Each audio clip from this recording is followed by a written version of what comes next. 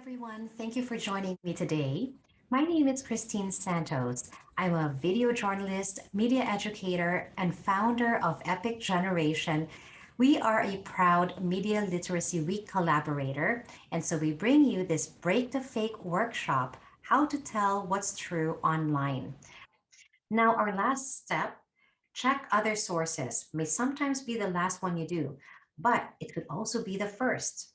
It's a quick way of sifting out bias and finding out whether something like a news story is for real. Let's look at this example. Did this politician really do a Facebook Live video with a cat face filter? I don't know if you've seen that. If we do a search for Pakistani politician cat filter and then switch to the news tab, okay, we see that the story was covered by many different news outlets from Global News in Canada to BBC. In this step, we're not worried about the reliability of a single source. We're looking for a consensus among mostly reliable sources that something actually happened. The news tab is better than the main search for that because it's more curated. While not every source that's included is perfectly reliable, there are all news outlets that really exist. Now, this step is also important for getting context, making sure you get the whole story. Remember, all sources make mistakes sometimes, but reliable ones correct them.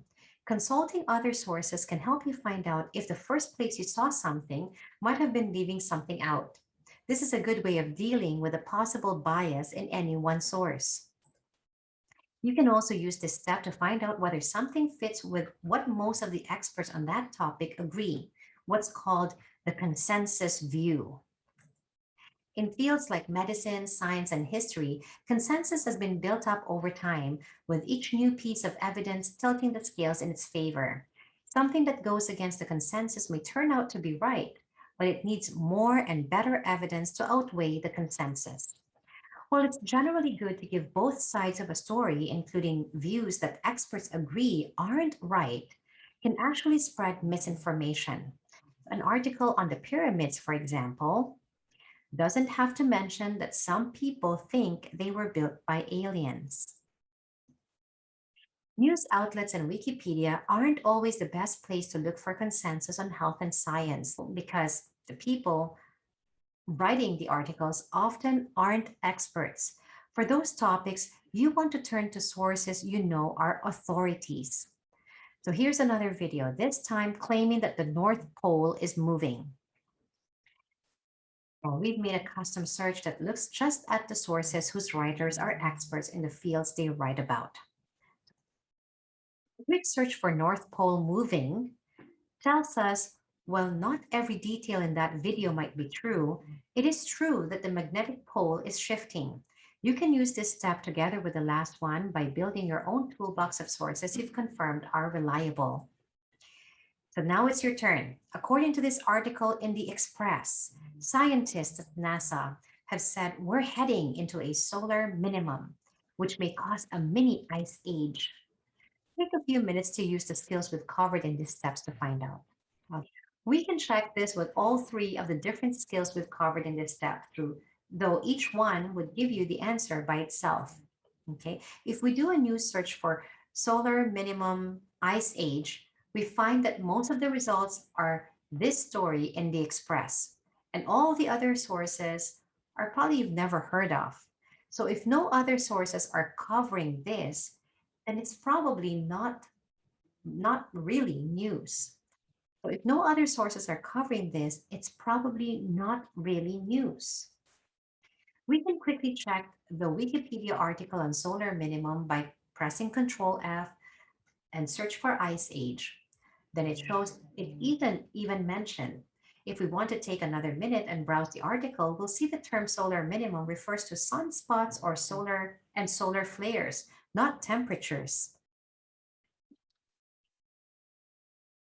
Finally, a search of our expert sources shows us that while the solar minimum is real, it won't result in cooler weather on Earth. Now, let's wrap up with a final test. Hey, we're almost done.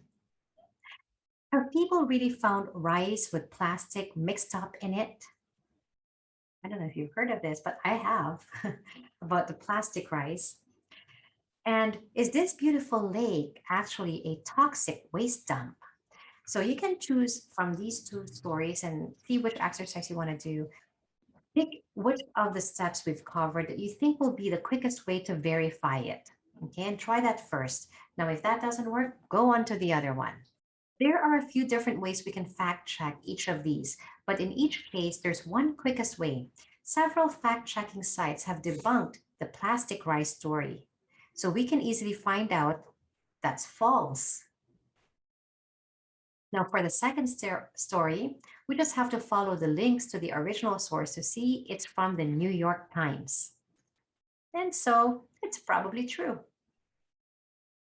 Just to be sure, we can check the web address to make sure this is the real New York Times site. Okay.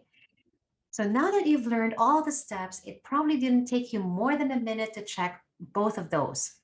And that's good because for misinformation to spread, people like us have to share it. And that's why we have to take these steps to double check before we share anything we see online every time, because only you can break the fake.